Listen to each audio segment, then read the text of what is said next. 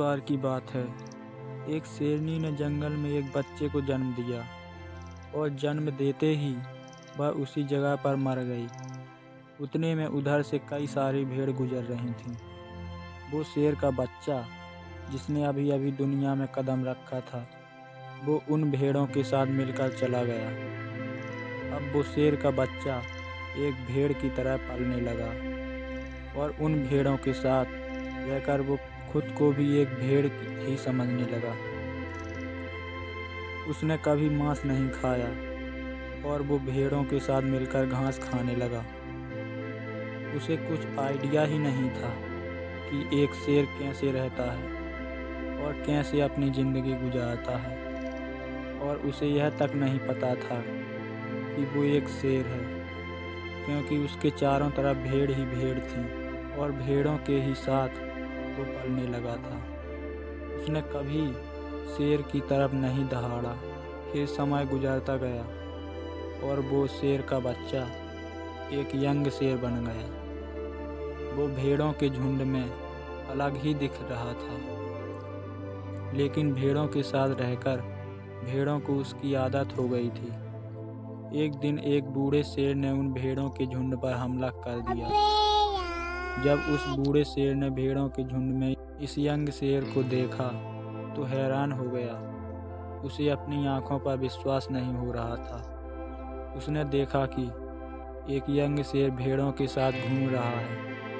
उसने पहले कभी ऐसा नहीं देखा। वह यह भूल गया कि वह वहाँ पर भेड़ों को पकड़ने आया था। उसने सोचा कि वह उस शेर से बात करेगा और पूछेगा कि यह सब क्या हो रहा है। उस बूढ़े शेर ने भेड़ों के झुंड पर फिर से हमला किया। उस शेर को पकड़ने के लिए भेड़ों ने जैसे ही उस बूढ़े शेर को देखा, वो सब अपनी जान बचाकर भागने लगे और उन भेड़ों के साथ वो शेर भी अपनी जान बचाकर भागने लगा। कुछ देर के बाद उस बूढ़े शेर ने उस यंग शेर को पकड़ लिया।